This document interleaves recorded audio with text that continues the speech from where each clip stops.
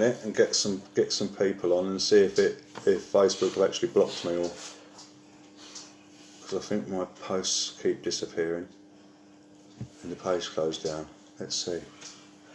Are you all right? Yeah, absolutely fine. If you need a minute, mate, just tell me. If you need to stop, just tell me. All right? Oh no, I just want to get it on. I've got that much hunger, man.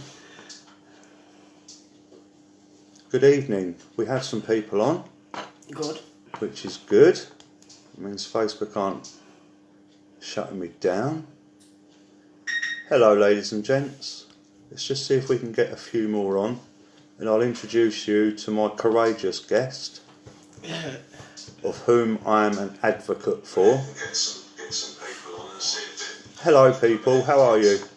Are we all right? A little bit calmer than normal. Been doing a bit of work on myself, just like my little mucker here. Right, we have some people on. Hi, Gina. Hi, babe. The wife's watching. Hi, Kelly. Hi, Rachel. I hope you're all well. Right, we've got a few on. We've got 30 on, mate. So, ladies and gentlemen, boys and girls, I hope you're well. I'd like to introduce you to Levi. Hello. This is Levi. He's wanting to share his story and get his story out there, a different perspective from a child's point of view regarding adoption and the adoption process. Hi, Kevin. And pretty much the journey from when he was removed till the current day. So, without further ado, do you want to say hello, Levi? This is Levi, and I'm looking after him, and he's here to tell his story. So, right, where do we start, Levi? Let's have a little think. Where do we start? So, let's start at the beginning. So, home life. Can you remember much about your younger years prior to adoption? Yeah, I actually can, to be fair. I was loved. My mum and dad loved me to pieces. They idolised me. And it was a stable environment for a child to grow up in. Yeah, would you say you were cared and loved for? Absolutely, without a doubt, yeah, absolutely. And whereabouts did you grow up? Well, I was born in Preston, but I think from what I'm aware, Yorkshire.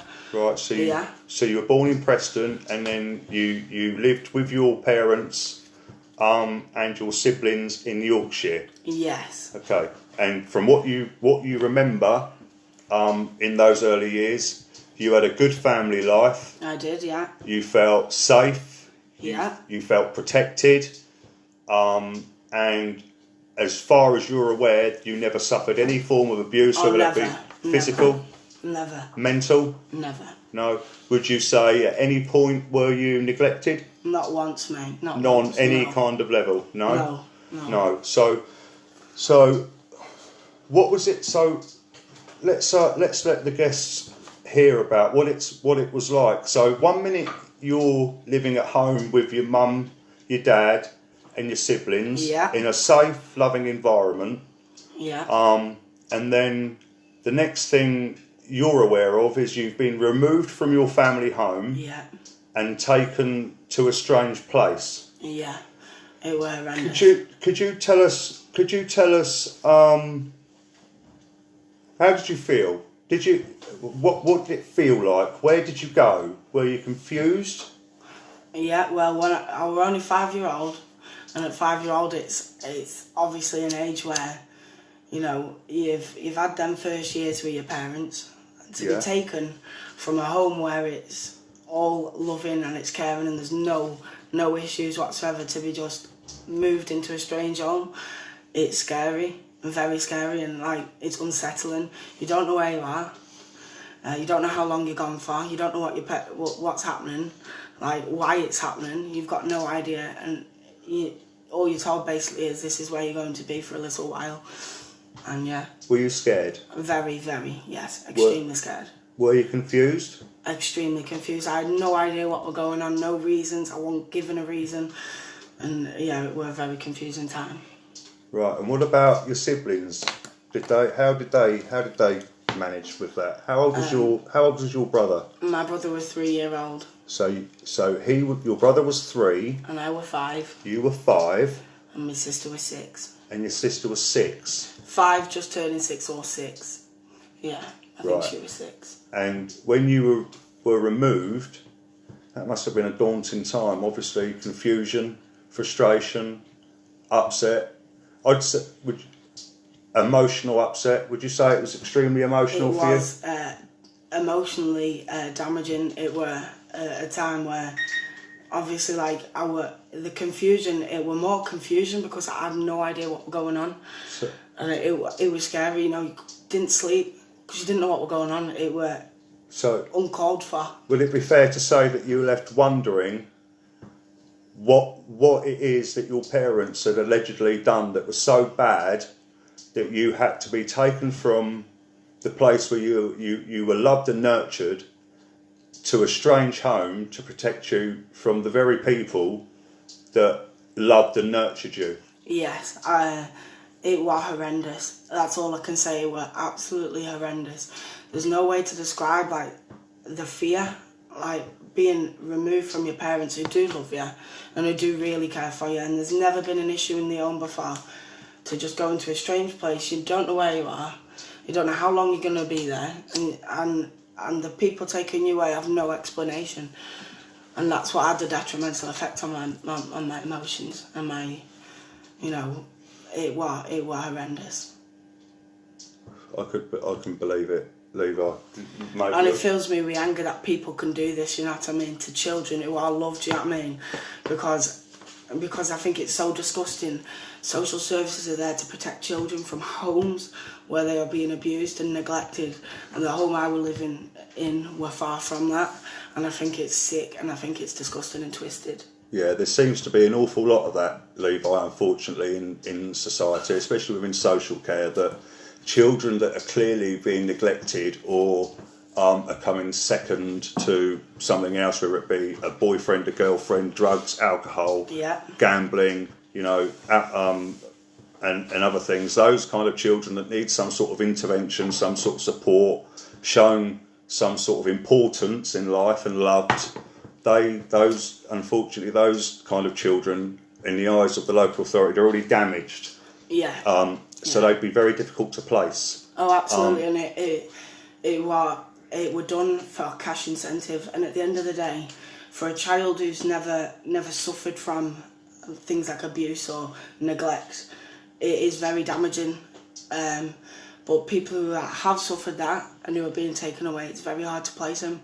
And I was in a good home. There was nothing wrong with the place I lived. There was nothing wrong with the family life, with the atmosphere I was living in. I was meeting all my milestones, and I just think it's disgusting, mate. I think it's disgusting. The reason social services should take children is because they are being neglected and abused. I agree wholeheartedly.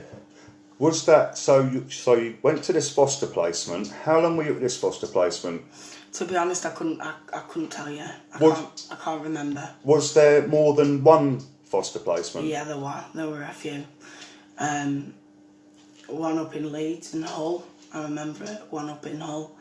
I don't remember them all because there were a few, and I were only 5. But the initial night I were taken, I remember it. It was horrendous, and it was so scary. I didn't understand what was going on, you know, and it is scary, and it's very scary, and people don't understand the detrimental effect it has on children to be removed from your home when your family care and love for you. I'd understand if it were, if they were being removed from an abusive family and stuff like that, but there's no explanation on the reasons I were forcibly removed from my parents.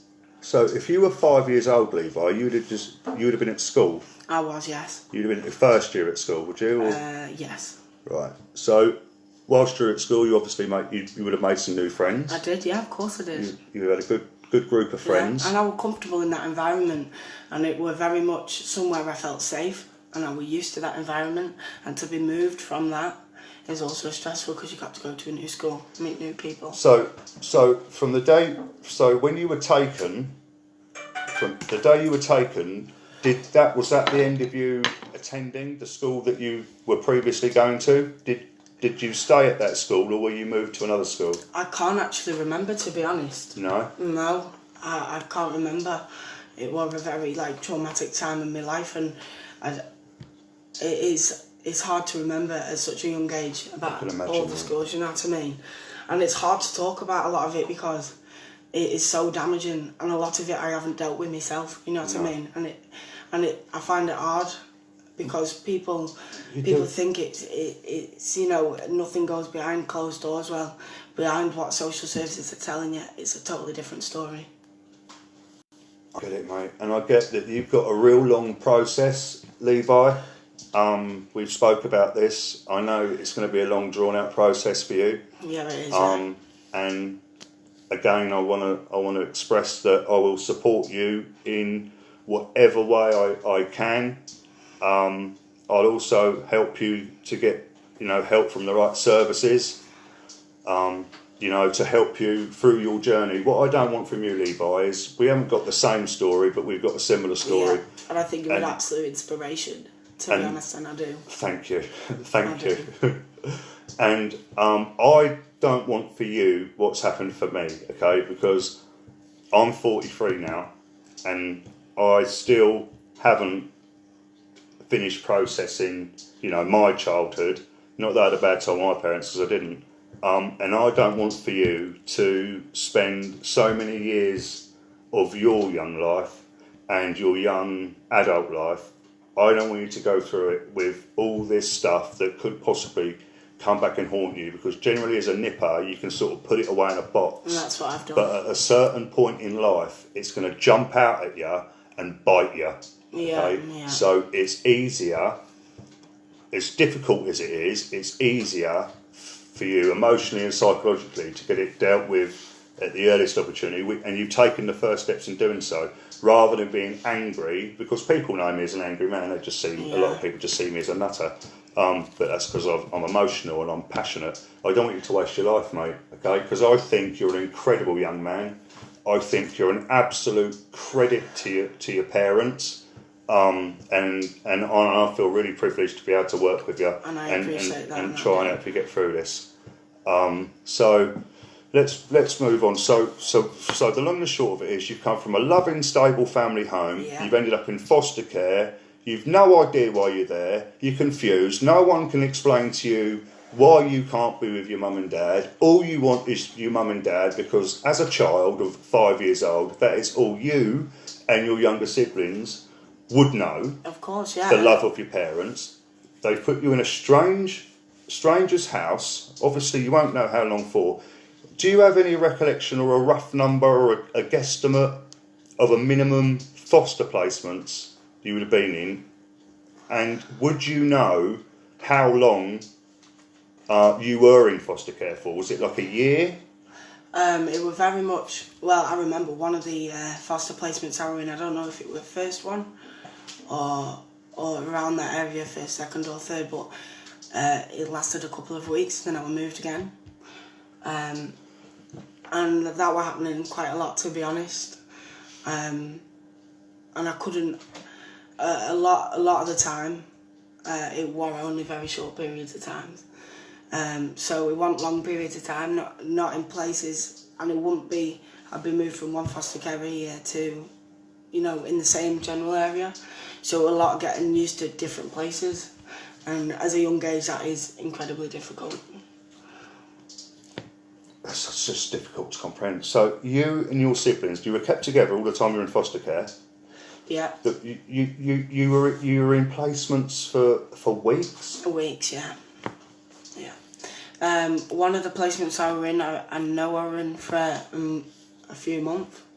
And at the time, obviously it was really, really difficult to be able to fit into new areas. I didn't know where I was. I'm in a new area, I had to meet new people, and it was traumatic, and sleep, and waking up screaming in the night because you don't know where your parents are and stuff like that. It is really, really horrendous, and I can't put it to anybody as the kind of traumatic experience it was, because it was really bad. It was really, really bad. And I find it hard to think about, because obviously it's like, you know, I've got you, brother. My brother and sister as well, and I wasn't in their heads, but obviously it was very similar to my experience, traumatic, and not able to understand why, and to this day I still have not had the reason I need, the justification for what they've done to me. Levi, would it be fair to say that your first experience of psychological and emotional harm was experienced by the time that you'd reached your first foster placement? Yes, absolutely. It was the moment I was removed from my parents by strangers. That was the moment I was scared and I didn't know what was going on, and that's where the main mental health and emotional side of damage, that's where it came from. That very first day I was removed from my parents, and there's no reasoning to it at all, and I think it's disgusting. Do you have any memory or any sort of visions of how this affected your sister? Yeah, she was very bad. She was really, really bad. As a youngster? As a young girl, yeah, she was very, very bad, and it affected her very, very much. And emotionally, I think she was more tough, but not need to say that she wasn't traumatised by the experience, because obviously all three of us were very, very much traumatised. Well, I believe that because she was the older sibling, she would have been trying to protect you. Oh, so absolutely, yes. Her showing emotion and the trauma that she was going through would have affected both you and her little brother. So it's sort of like a duty as an older sibling that you need to protect the others. Yeah, of course. And my brother being 3-year-old, I think it was really hard for my sister, because he was baby brother, and me and my sister are very close in age, so I think it was very hard for her to see, obviously, her two siblings who were younger than her to be going through so much trauma at such a young age, and she was a young age herself. And can you remember how your younger brother sort of dealt with the removal? I mean, clearly he's going to be confused. Clearly he's going to be crying for his caregivers, who'd been his caregivers for 3 years. Yeah, 3 years of his life where he had no problems whatsoever. And to be moved, and at 3-year-old, that is such a, in my opinion, it's such a bad age to be removed from a home where you're loved and you're cared for, because the infant years of your life are the most important times of your life with your parents, where you can build up the trust and the bond with people, and he now has very much issues with trusting people, and that kind of area of emotion, he really struggles with it. It's understandable. It just beggars belief, and what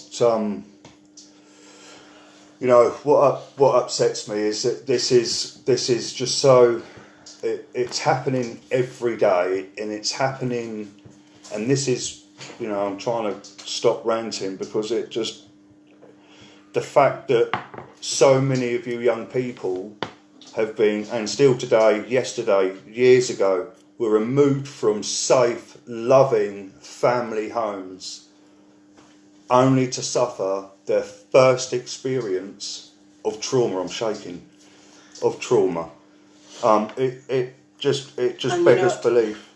You know what the thing for me is the way they do it as well. On top of it, it's not done in a relaxed, calm manner. It's done all at once. It's uncalled for. It's not expected. It's not like the child who's being removed, such as myself, was warned or told about it beforehand. It just happened, and it happened all at once, and I think that's the hardest part about it to get my head round. Yeah, I refer to that behaviour or that sort of scenario as terrorism, because to me that is what happens, that they terrorise not only the parents, but they also terrorise the children because they leave the children confused. Yeah. Not knowing what's going on or why it's going on. Put them in different family homes where they're scared and all they want to do is be at home with their mum and dad and see their grandparents or whatever, and they've been taken away from everything they know and then put, like yourself, in strangers' care, where you're traumatised, you've suffered your first lot of trauma, and the people that would pick you up when you've been traumatised, who are your parents, have been taken away from your life, and it just beggars belief. So you've gone through foster care. We can touch on some more of this if you like. We can do whatever you want. We can talk about whatever you want. Whatever, mate. But I feel that we should. We've painted a picture of foster care for you, and I'm really sorry you had to go through that. I'm sorry that people, the general public, pay council tax for these alleged professionals to treat you young people in such a way. I find it disgusting, to be honest with you. It's sick. So, and I understand you're not going to remember much from the foster care. You can remember the feelings and all the rest of it because you'll always have those visions and smell that set you off. So, but what do you remember? Do you remember anything about the court case, like the proceedings, what was going on, or the outcome? To be honest, I don't really. It was a very complicated time, and honestly I can't imagine what it was like for my mum and my dad. It must have been the worst experience they've ever had to endure in their life. And for us kids, we were very much not included in all of that, if you know what I mean. We were very much unaware of what was going on for that whole entire period of time. So there's not much I can really say about the court proceedings, to be honest. No. But so on this journey through the care system, you've been removed from your parents, you've gone into foster care, you've gone through court. Well, where's the next destination? Where's the next stop for this? So it was when I were adopted. Obviously, I went into foster care here, and I moved about a lot. And then I was taken over waters. Right.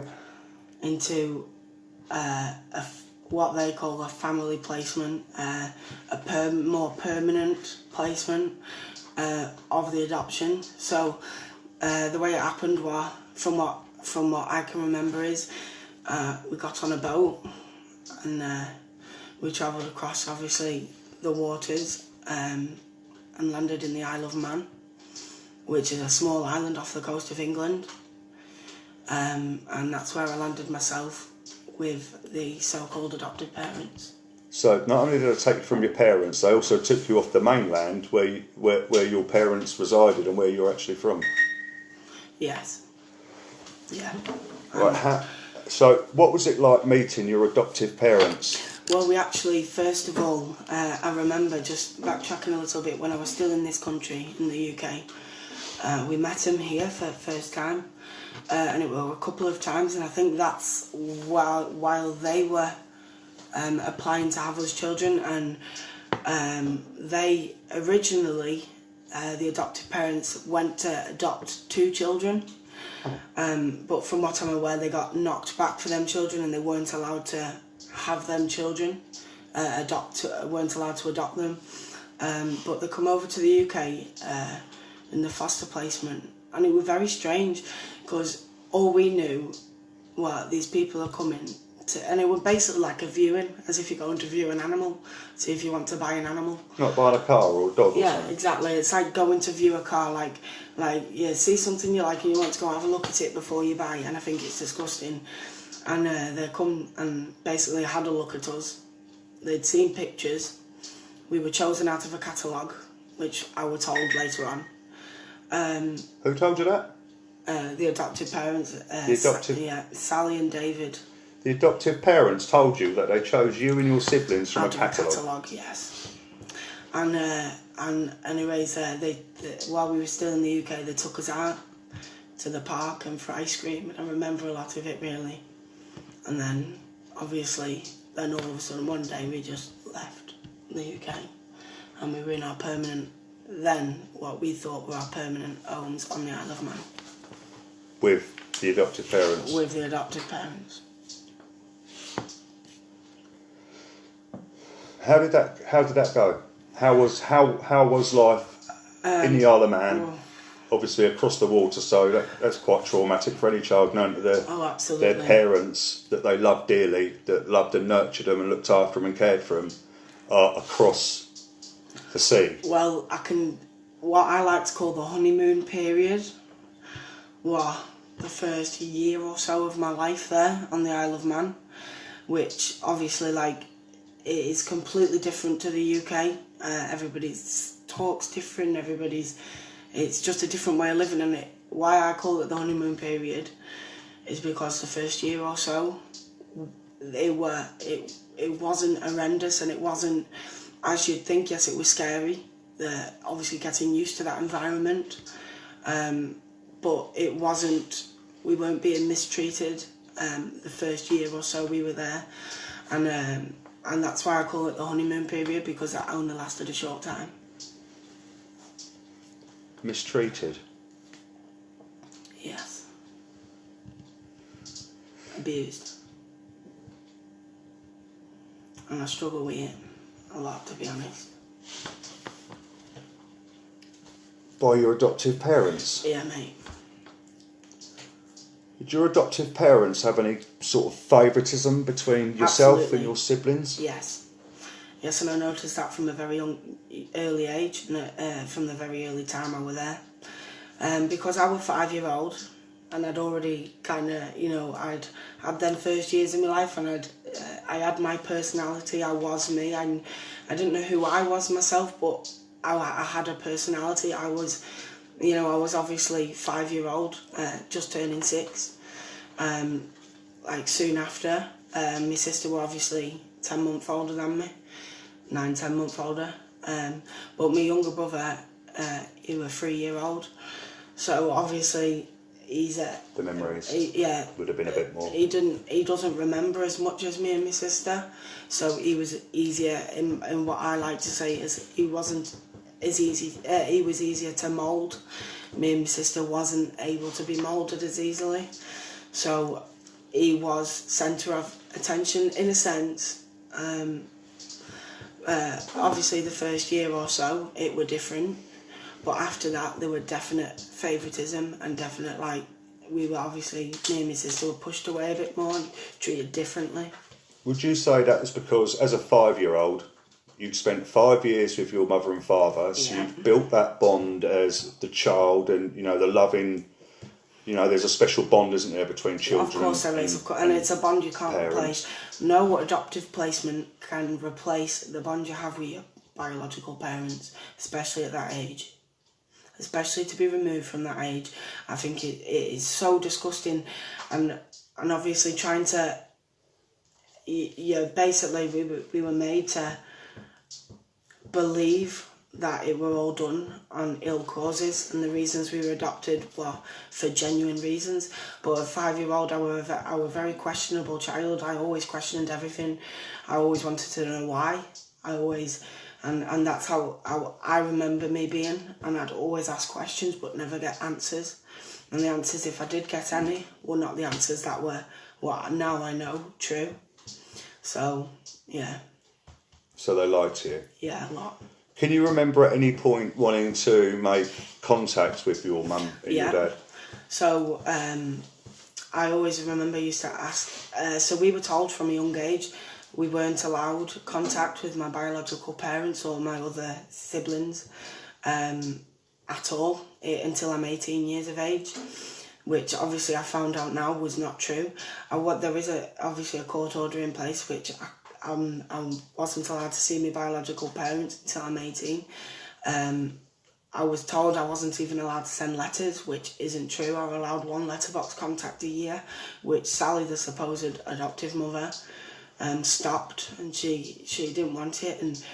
And me, now I know my biological parents, my mum and my dad, tried numerous times to send photos and things like that to us, but it were always an excuse of, oh, social services aren't allowing it, social services aren't allowing it, when at the end of the day it wasn't. It was the adoptive parents not allowing it.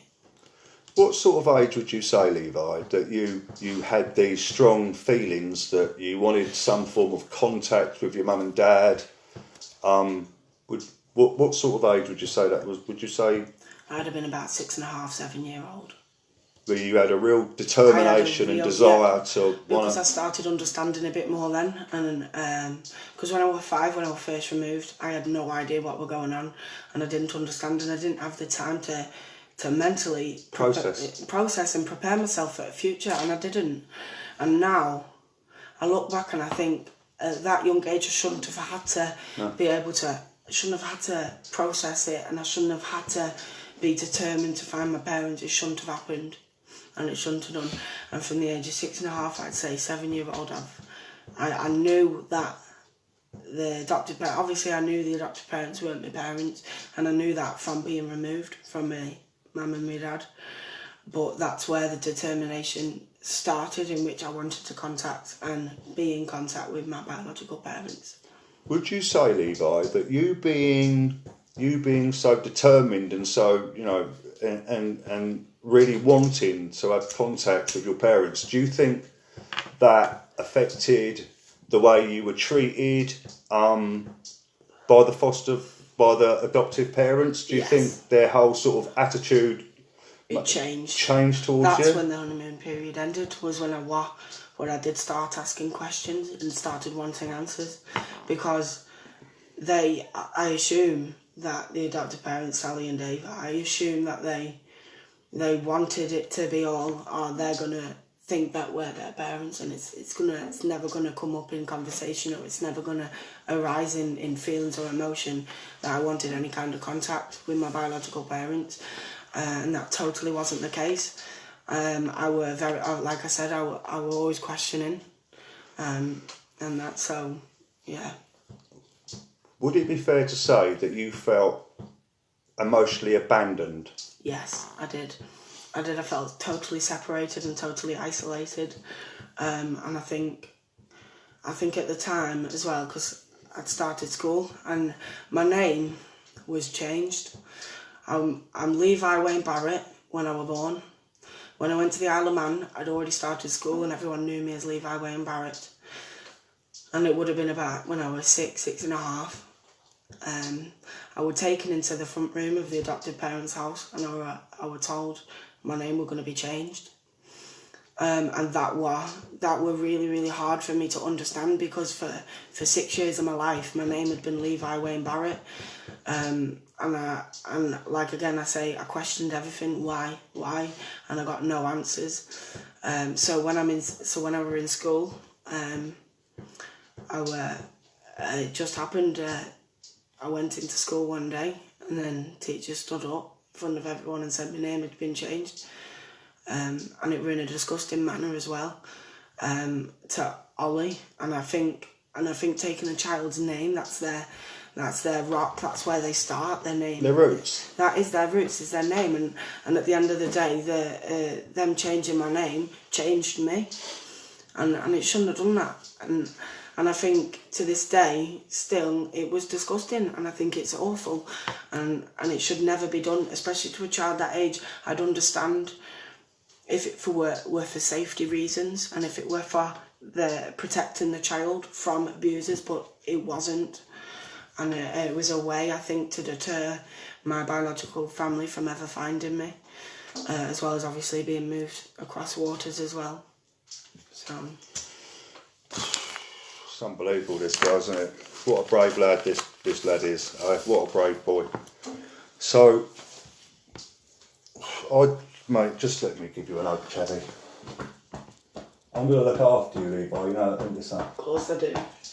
Oh, I never let you down, kiddo. I just want justice, not only for myself, but for everybody else who's going through similar things to what I've been through. What would you, I just don't get it. So logically thinking, I'd assume I'd be like, so I'm asking to speak to my parents and you're saying no. You're trying to tell me I'm somebody else. Yeah, changed my identity. But I know who I am. but you're wanting me to be somebody else, you know. Yeah. Levi. And every conversation that I ever arose with them to ask questions were always very short and ended very quickly. So, would it be fair for me to assume that this has gone on? Has this made you angry? Has this changed your character or your behaviour? Absolutely. You know, how did it make you feel? What sort of things were happening? So, yeah, I were always in the category of a naughty child. From the age of 6-year-old, I was always classed as a naughty child, and I believed it, and I believed it for a lot of years, and I did. And only now I'm taking a step back, and I'm taking a step back and looking inside the box that I lived in for all them years. I can truly think to myself, no, I wasn't. I was a troubled individual through the actions of social services and what they did to me and my siblings. And yes, I was very angry for a long time. And even now, I am so angry and I'm so disgusting, and I want them to pay for what they've done, because it's so disgusting. And I missed out on 12 years of my life with my parents, and I don't know how many 12 years I got left with my parents. And at the end of the day, that is so hard to think about, and I think it's so disgusting. So that time separated, Levi, are there any moments of sheer happiness? Are there any times of delight? Obviously, you mentioned when you first got there, you called it the honeymoon period. Yeah. But I believe it had only been the honeymoon period because it was a settling in thing, but also, and more so, because you already suffered trauma that you could make no sense of, you didn't understand, no one could explain to you, and it's taken you all that time to process it, which then led you to asking questions about your mum, your dad, and your home life, wanting to make contact, them getting a little bit upset and being more distant from you and treating you slightly different because you're asking questions and you're determined that you want to make contact and you're not going to shut up until you know why, and given a valid reason, which then inevitably gave you problems, anger problems, behavioural problems, purely because I can see it as you needed to get it out some way. You couldn't contain this stuff. You knew who you were. You knew where your roots were. Okay, these people have not only,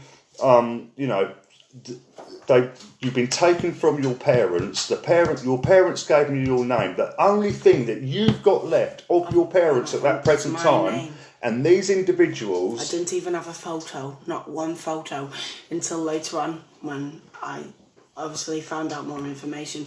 And I think at the time it happened, at 5-year-old, it was very raw. So, and as time progressed and as the years went by, the memories started fading and I couldn't remember as much because I'm getting older. And at the time of 5-year-old, it was raw. It was very raw and very traumatic. And the things when I started forgetting, and at 5, when you're 7, 8, 9, 10, 11, so on and so forth, and you don't have the faces of your parents, you don't remember, and you don't remember their voices, and the things you're being told, and you're being told, every time you ask a question, you're being told the same thing.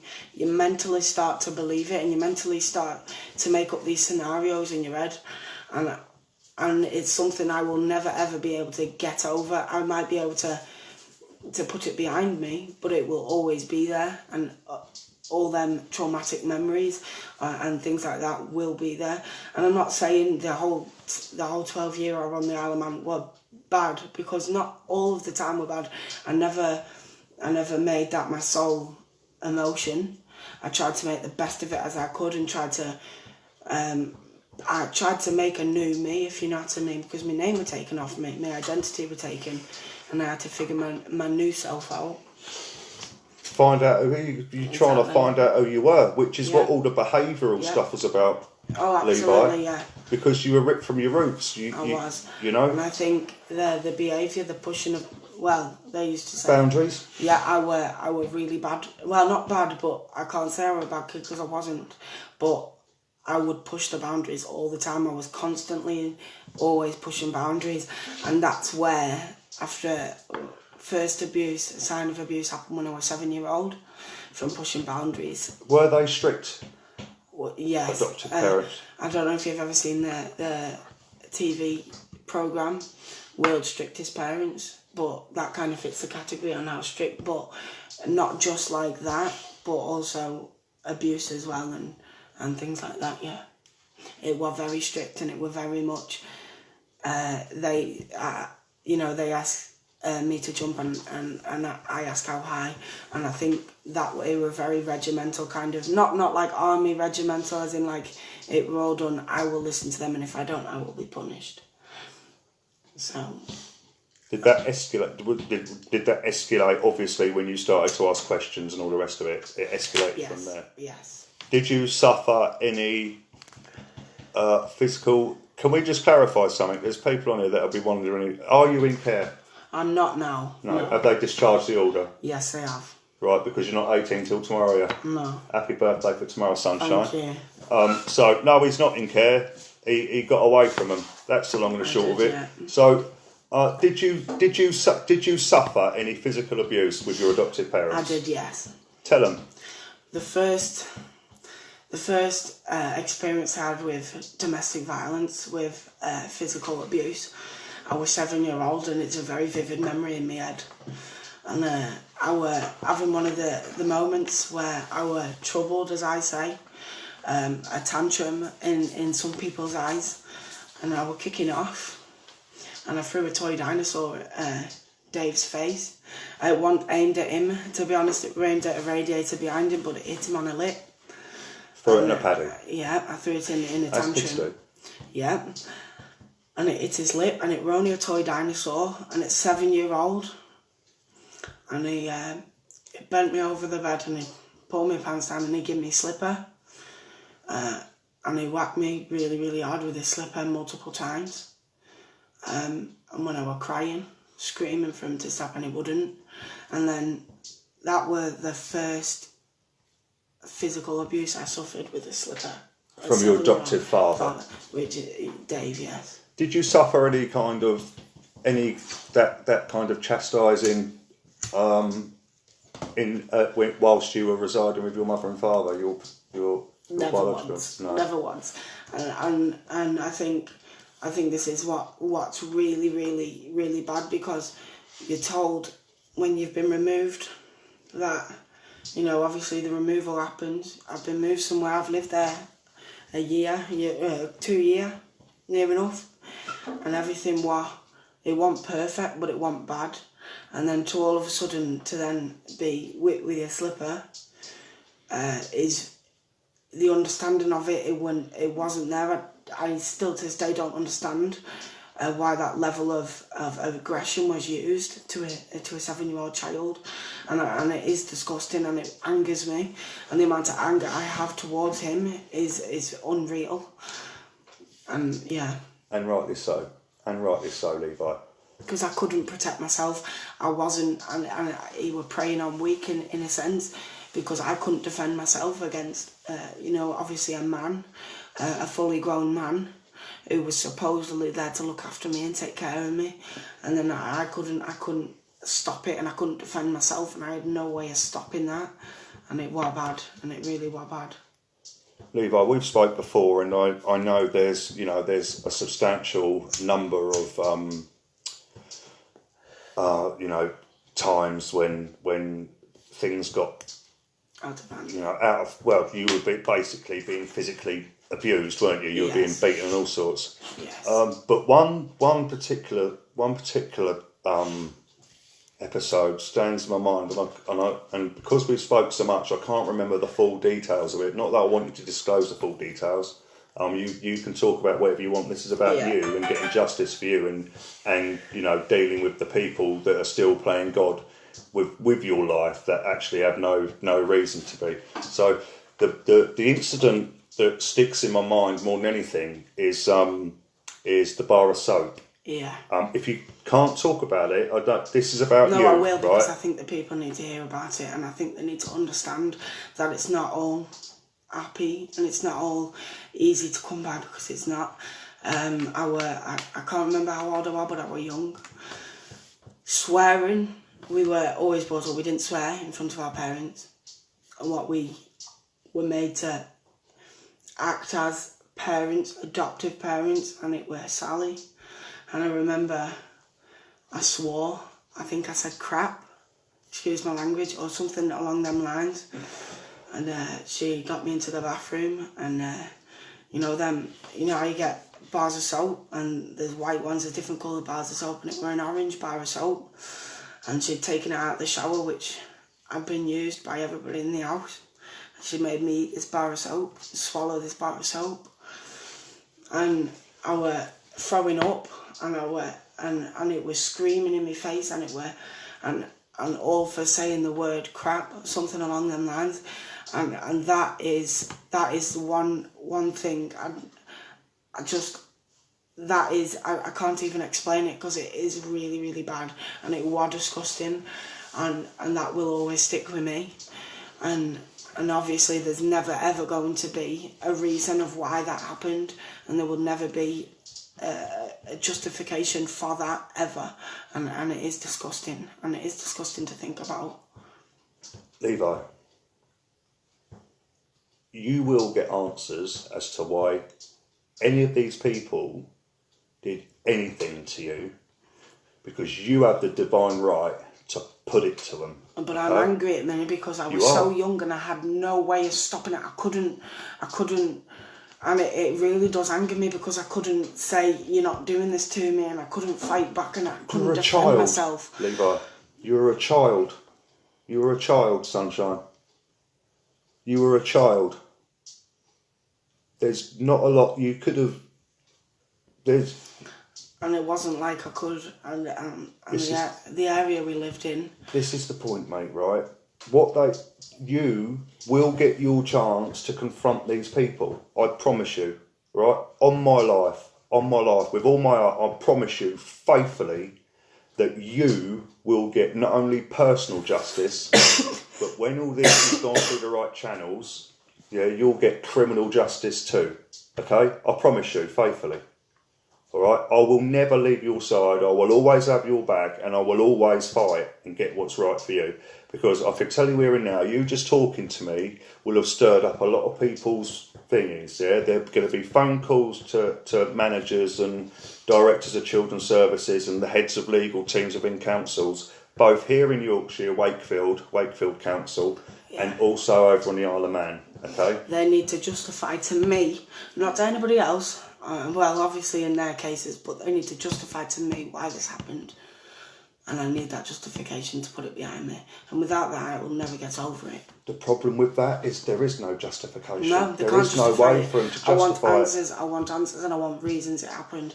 And I want to be told exactly why and under what grounds they had to remove me, my brother and my sister from my parents. And we're going to get there. So, we'll finish up in a minute, or do you want to finish now? It's up to you. You tell me. Do you want to go on to after? It's up to you. Because I don't mind, I'm happy to say whatever I have to say. So, alright, so, yeah, this doesn't have to be the last. We're just putting you out there for you, right? Because you deserve justice, because you deserve to have a peaceful life, and because you deserve everything in life that you can get for yourself. Okay? So, how long were you at your adoptive parents? Was there a period where you left their care? Was there, or until recently, the last year, when you managed to get back to Yorkshire to your dad?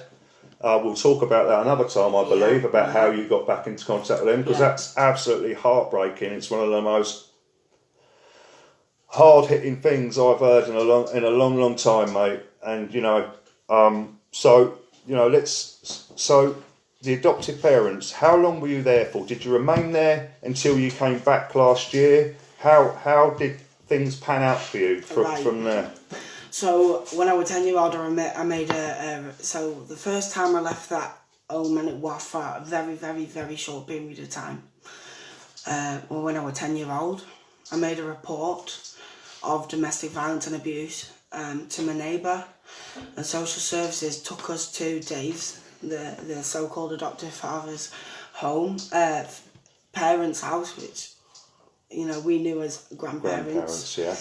And we were told that, I was told, because I made a report originally, I'd have to go back there no matter what I said. So I dropped the charges, I dropped the report I'd made, because I knew I'd have to go back there. So that was the first time.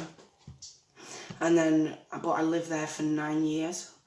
I think I was just 14, or just turning 14. And I was put into voluntary care, because for 2 years, roughly, I was always constantly running away, running to police stations. I want to go into care, I need to be removed, I need help, and then they did nothing for 2 years. You were absconding, for want of a better word, from your adoptive parents' house, and running to police stations. Yeah, which were 3 miles away from the nearest shop, the adoptive parents' place, and I was running in whatever I had on me. Asking to be put into care? Asking to be put into care.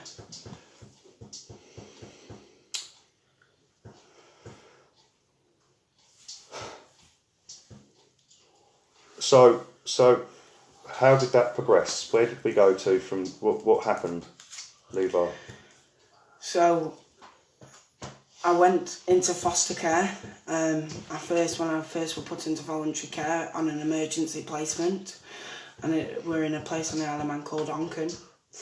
And I was placed there. I was only there a couple of months because that placement broke down due to a lot of reasons. But from there I went into a children's home, and I lived in that children's home for 2 years after the foster placement.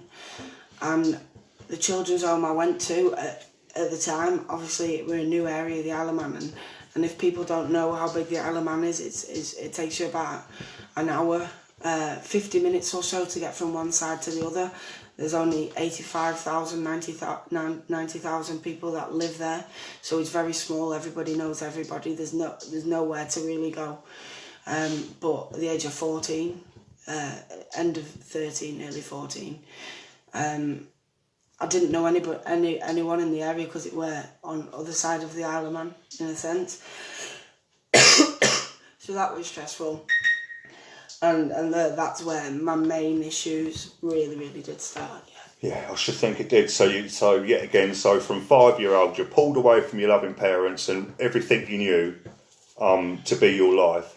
You've been then put into an adoptive situation, so you've losing your identity and you don't know where you fit in, to only that finally breaking down because of your persistence of running away, running into police stations and begging to be put into care. And I begged and I cried to the police, and I would cry into police, and I was saying, put me in care, you don't understand, and no one took one bit of notice. Not one person took one bit of notice. So then you're in the care system again, you're in the children's homes, and yet here you are yet again trying to identify as to who you are. Yeah. What your purpose in life is, where you fit in. That must have felt really lonely, mate. Mate, I'm telling you, and I think that out of everything, out of the physical, out of everything abuse I suffered, the worst part about it was sitting in my care home in the middle of the night crying myself to sleep, because I had nobody. I didn't have one person there I could trust. I didn't have one person there that I could have a shoulder to cry on. Nobody. I had nobody. And that was the hardest part of my life, was sat in my kids' home, in my bedroom, crying myself to sleep, wondering how all I wanted were people who loved and cared for me, and I wanted that shoulder to cry on, and I needed that rock. I needed that rock. That must be tough, knowing that just across the water were two people that absolutely idolised you. Yeah, and never stopped looking for me. Yeah. What a sad situation, mate. I think you're an absolute credit to your parents, but more so, I think you're an absolute credit to yourself, mate. I think you are an amazing young man, and in my heart, I feel that you are going to have such a fruitful life. I believe you've got a lot to give, Levi. I think, honestly, you know, I feel privileged to be able to talk to you. You're eloquent in the way you speak. You're just everything about you, mate. You know, your aura oozes greatness. I think you're going to do well in life. I think you're going to go far. And I also believe in my heart of hearts, I don't know what sort of journey you're on, Sunshine, but an advocate for young people and children, I think that you've got what it takes for that sort of work, mate. And I can tell you, right, you might have spent all those times crying, feeling alone and abandoned, but you know in your heart, you know anyway, that your parents loved you from the day they were stolen from you to the day that you were finally... I was neglected, and nobody wanted nothing to do with me. And from the moment I left my biological parents, my mum and dad, I was neglected. I wasn't wanted. Nobody wanted to listen to me, and I had no answers. What an amazing young man. We're going to be, Justice Levi. Listen, so what I was saying about you were crying in in these rooms, right? You knew your mum and your dad loved you. Listen, mate, right? You've got, between me and your dad, you've got two absolute warriors. Oh, absolutely. Behind you, right? Yes. All the time I'm about, you will always have my support. I will always look out for you, and I will always do my damned best for you, just like your dad, okay? Wakefield Council, this is, you know, you're going to see this, and you need to know, his name's Levi Barrett, okay? Levi Wayne Barrett. Levi Wayne Barrett, correct me. You know, you know the crack, you've been out, you've spoke to Dad, you know that the Isle of Man Social Services want to end another care order. I suggest, for your own sakes, that you put into place this paperwork and stuff that needs dealing with in order for this other care order to be revoked or looked after, whatever you want to do with it. You need to start pushing things because I just want to add a little bit so my little mate don't have to. Basically, so, and this will end up to the adoptive parents as well, because see that parental authority, you need to get rid of it. You need to cancel that now. Get rid of it. Sign it, right? Because you work in the government, adoptive mother. You work in all places, the criminal justice system. Okay, so there's a lot. You know, we're on some scales. This is about getting this boy justice because of what he went through. And me and his dad will achieve that in whatever way we feel necessary, okay? We can do it the nice, discreet way and just get it done. You know what's required, or it can get difficult. But because of many of your positions of trust in your professional careers, it is well within the public interest to be questioned about this stuff on a personal level, whether that be through an appointment, you know, an arranged thing, or, you know, on a personal level, banging on your front door, live streamed. This is about Levi. Ladies and gentlemen, I'm going to get off because I think he's done really, really well, and I think me and him need to have a nice cup of coffee and a good old fag together and plot our new things. You and the Isle of Man, you've been over, you've assessed the situation, you've seen how much this boy's life has been turned around because, ironically, his biological father, his dad, the one part of the roots that you tore from him, he is my fixed rock. him, sorted all the problems that you as social care practitioners could not do, you as local authorities could not do. The evidence is there to suggest that you are neglectful corporate parents and you do not, in your ultimate wisdom with your fairy tale adoptions, it doesn't always work out, and I feel that I should say it very rarely works out, because when you rip things from their roots, a part of them dies, but they'll always be determined to grow back. Ladies and gentlemen, I'll give you Levi. Thank you very much for listening to my story, and obviously share this to as many people as you can, spread the awareness, and I really appreciate your time. I really, really do. And to your little brother, without naming him, I miss you so much, and you're coming home soon. Hold tight, Sunshine, because you'll be coming home, boy. Thank you, ladies and gentlemen. Thank you very much for tuning in. I really appreciate it. This boy deserves justice. The story deserves exposure. There's a lot more we can dig into, and it'll be catastrophic for all those involved. Take care. Goodbye and God bless. Goodbye. See you later. Cheers, guys. Thank you. Take care. Bye-bye.